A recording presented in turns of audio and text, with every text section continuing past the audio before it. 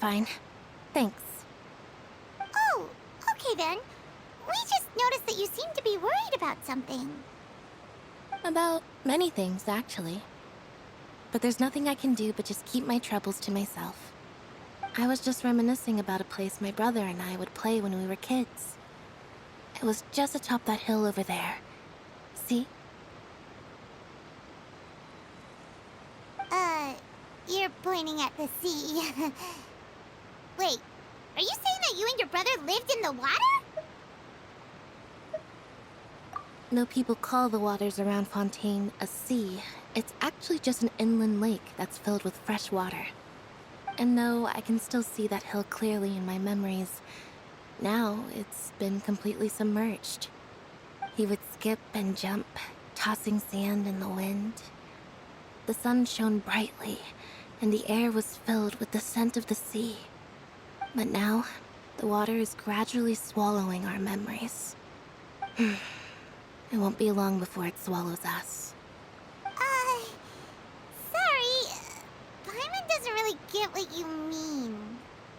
I don't believe we've had the pleasure of meeting. Are you Lynette's new friends? Oh, and you are? Thanks for looking after my sister. She often comes here to reminisce about our childhood, that's all. There's no need for any concern. Allow me to introduce myself. I'm Linny, and this is my sister Lynette. If I had to guess, I'd say you must be travelers from abroad. Nice to meet you. Paimon is Paimon, and this is the Traveler. We just arrived in Fontaine. We were just talking with your sister. Even though we didn't really get what she was saying. I see. It's unusual for Lynette to be so willing to talk with anyone. In fact, she seldom speaks at all. I'm usually the only one she ever talks to. Oh, really? Then you two are just like us! Paimon's always the one talking for some reason.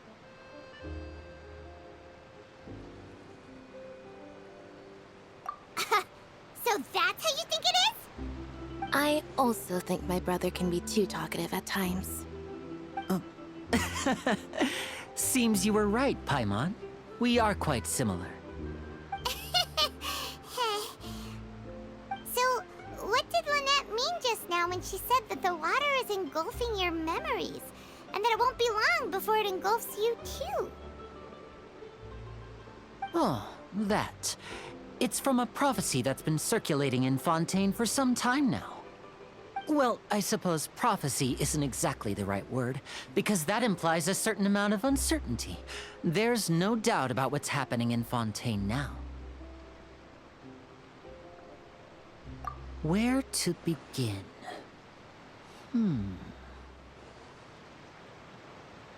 Let's put that question on hold for a moment. We still haven't formally greeted each other yet, have we? Did all the introductions earlier not count? Hello, Traveler.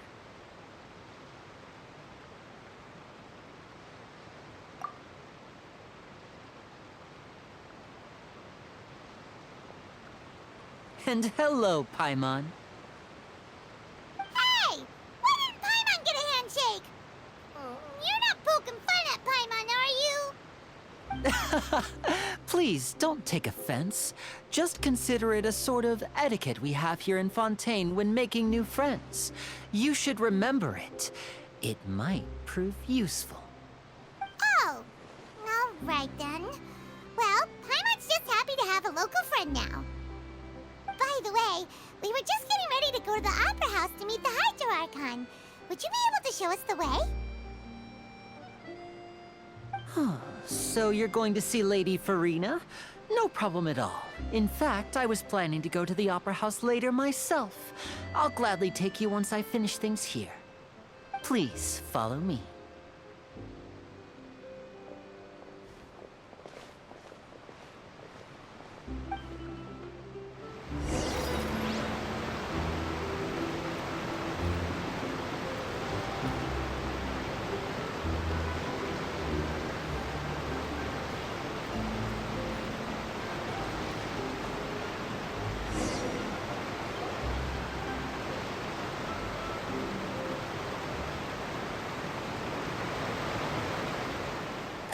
You said you were going to see Lady Farina?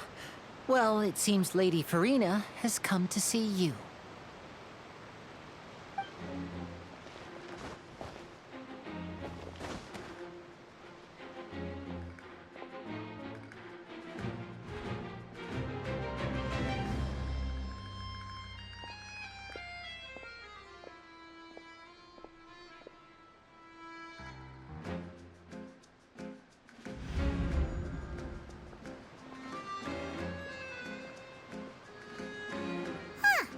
So, she's the Hydro Archon? But how did she know we were looking for her? My dear people, rich and poor, those with cup in hand and those with nothing at all, raise your glasses in celebration. If you don't have one, then just raise your hand in lieu.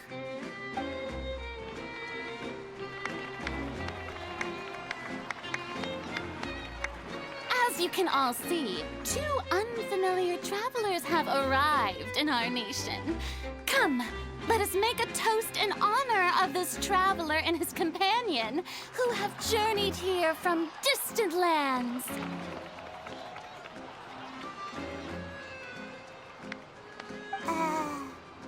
Is she talking about us?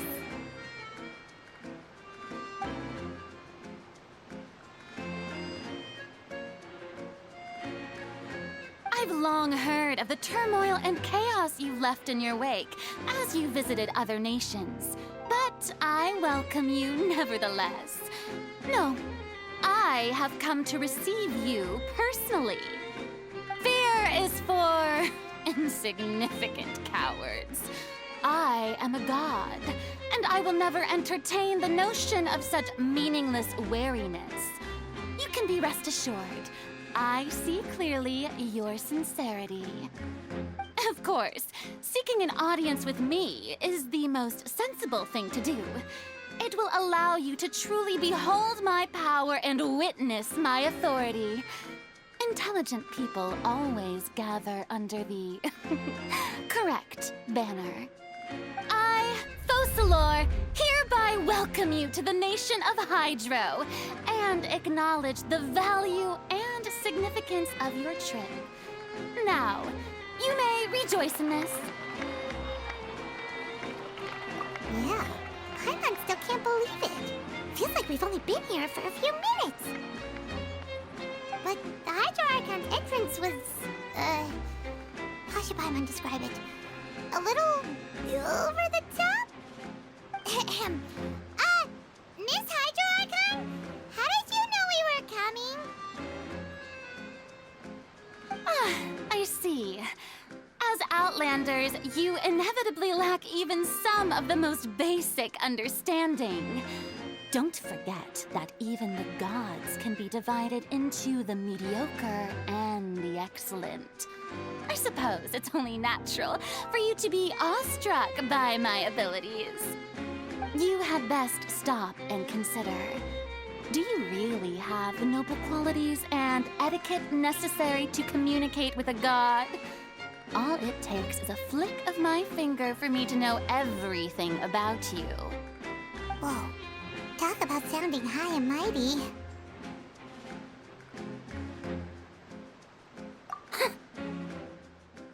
Oh? What's with these looks? Perhaps the welcoming ceremony still isn't enough? What else should I say then?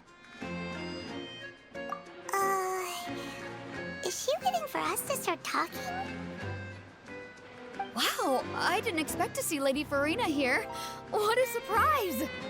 Wait, does this mean they're the legendary blonde traveler? How did I not notice before?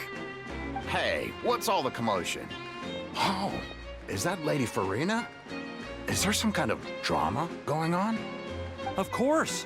That's the blonde traveler. The one all those stories are about. Lady Farina came here to personally see him. Oh, I bet this is gonna be the duel of the century. Ooh, I've got to see this. I knew Lady Farina would never disappoint.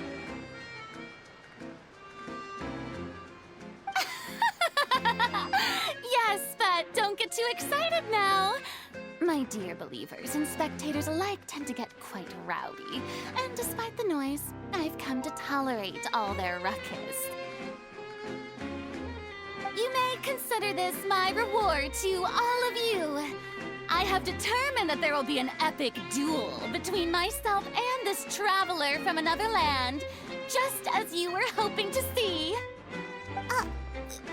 Now she wants to fight? Aren't we getting a little ahead of ourselves?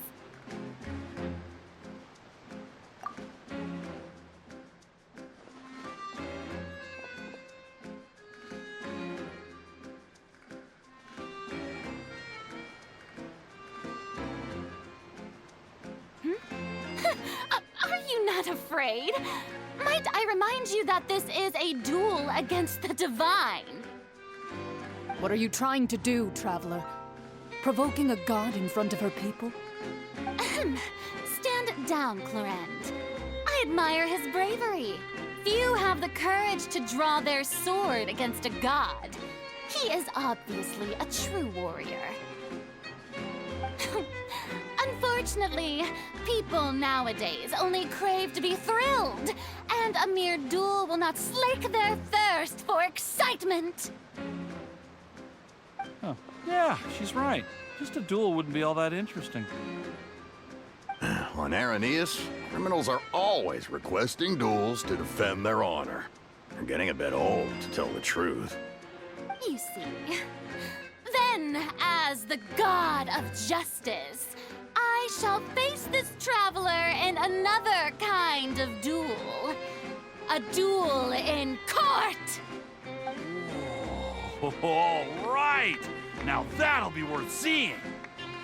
Right. This is Fontaine, after all. Such a grand opera house, it would be a pity not to use it. Why do you care so much about the crowd's reactions? Seems you've spent a little too much time in the opera house. Besides, how exactly do you plan to have a duel in court? You mean you're going to put us on trial?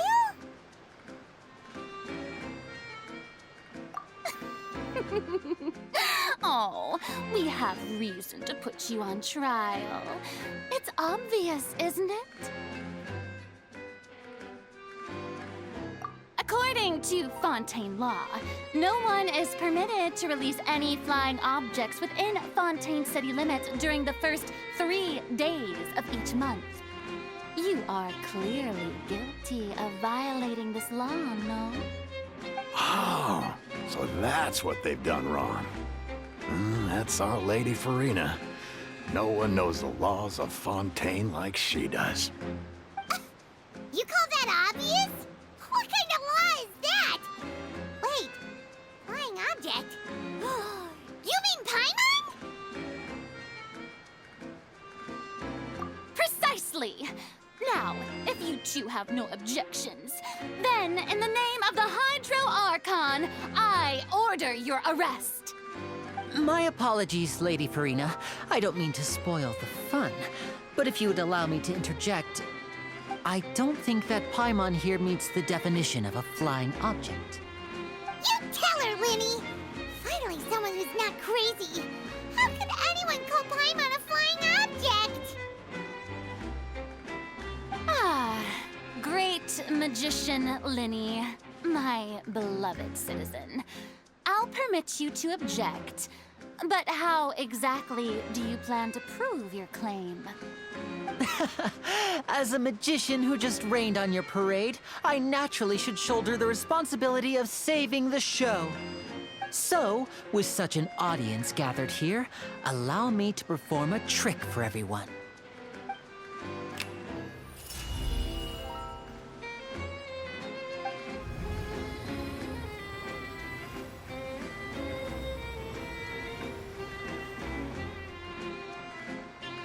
Ta-da! What's that on Paimon's back? Hey, when did Linny do that?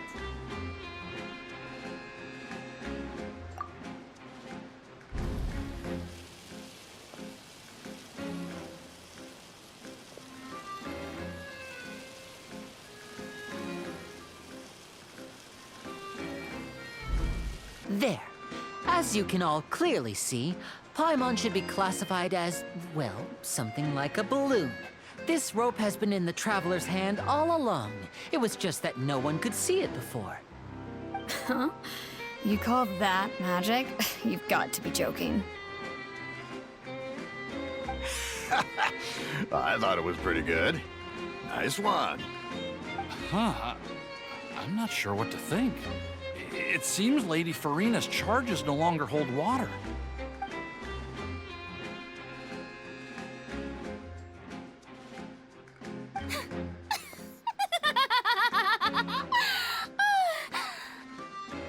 Amusing.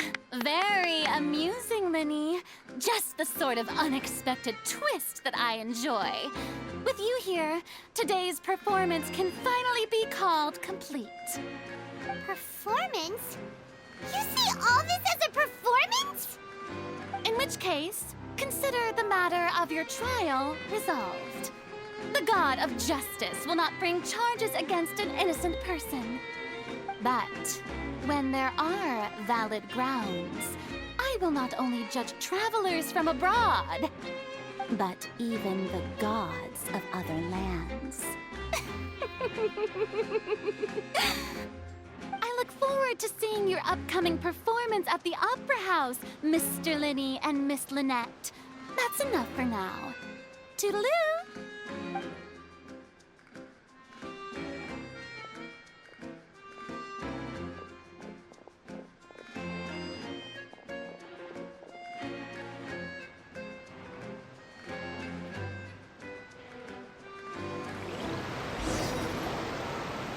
Just like that, she's gone. Well, that's the most unpredictable Archon Paimon's ever seen. He never even had a chance to ask her anything. But that's a problem for future Paimon. That whole scene just now was really... Don't mention it. I just happened to remember that there was such a law, so I did a little preparation, just in case. I didn't think it would actually come in handy. So, now do you see what kind of god Lady Farina is? She can be a bit confusing at times, but she is still amenable to reason. Anyway, Paimon had no idea you were a magician, Linny. It sounded like you'll be performing at the Opera House, right? I just know a few simple tricks I use to make a living. Lynette is my assistant.